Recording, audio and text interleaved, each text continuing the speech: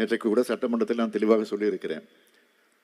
அந்த 1-2 கூடையும் விரைவில் அதையும் நிறைவேற்றுவோம். அதில் நாங்கள் எந்த அளவுக்கு பின்வாங்க மாட்டோம் என்று நான் தெளிவாக சொல்லியிருக்கிறேன். கலைஞர் மகளிர் உரிமை திட்டம் இன்னைக்கு பேருந்தில் இலவசமாக செல்லக்கூடிய மகளிர் இலவசமாக செல்லக்கூடிய அந்த திட்டம் ஆரம்ப பள்ளிக்கூடங்களை படித்து பள்ளிக்கூடங்களுக்கு சென்று அதற்கு பிறகு கல்லூரிக்கு செல்லுகிற மாணவியர்கள்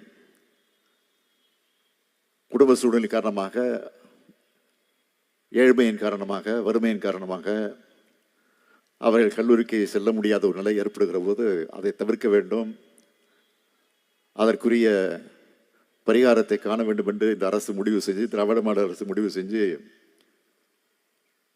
அதற்காக புதுமை பெண் என்ற ஒரு திட்டத்தை கொண்டு வந்து மாதம் 1000 ரூபாய் வழங்கக்கூடிய திட்டம். ஆக பெண்களுக்கு வழங்கின உடனே ஆண்கள் கேட்டாங்க, பெண்களுக்கு மட்டும்தானா எங்களுக்கு இல்லையான்னு. உங்களுக்கு உண்டு என்று சொல்லி இன்றைக்கு ஆண்களுக்கும் மாணவர்களுக்கும் மாணவிகளுக்கு மட்டும் இல்லை, மாணவர்களுக்கும் தவப்புதல்வன் என்ற தமிழ் புதல்வன் என்கிற பெயரில் அந்த திட்டத்தை கொண்டு வந்து அதையும் இன்றைக்கு நிறைவேற்றி கொண்டிருக்கிறோம்.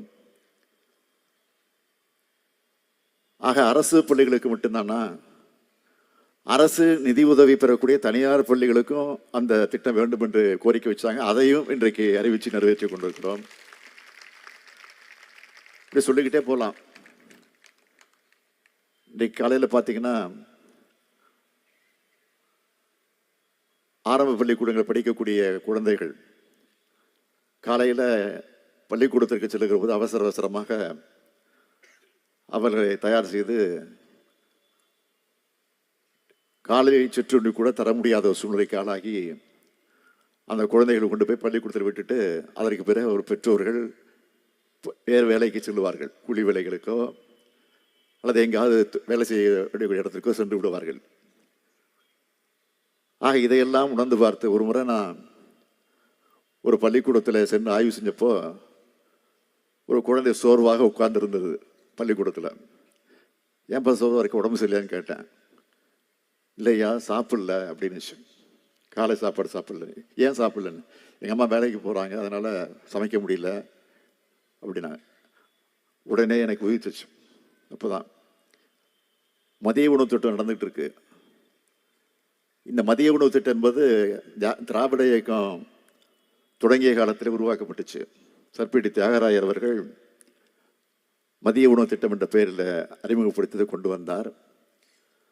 அதற்கு பிறகு பிறந்தவர் காமராஜர் அவர்கள் அதை சீர்படுத்தி இன்னும் சிறப்பான வகையில் நிறைவேற்றி தந்தார்.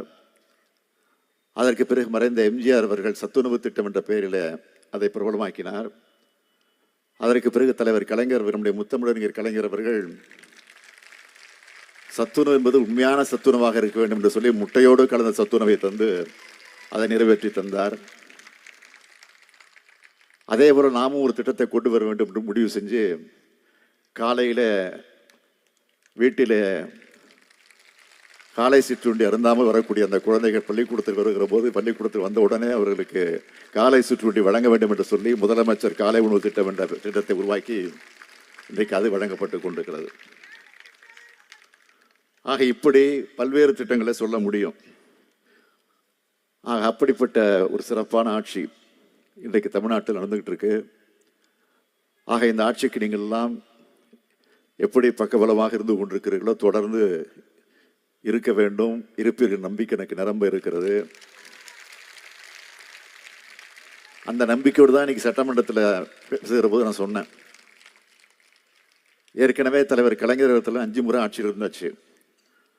அதற்கு பிறகு என்னுடைய தலைமையில் 6வது முறையும் ஆட்சியில் வந்தாச்சு. 7வது முறையும் ஆட்சிக்கு நாம் தான் வருவோம் என்று நான் சொல்லியிருக்கிறேன்.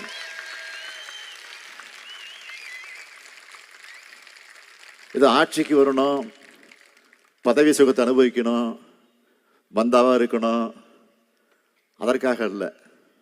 உறுதியாக சொல்வது அதற்காக அல்ல. மக்களுக்கு பணியாற்ற, மக்களுக்கு தொண்டாற்ற,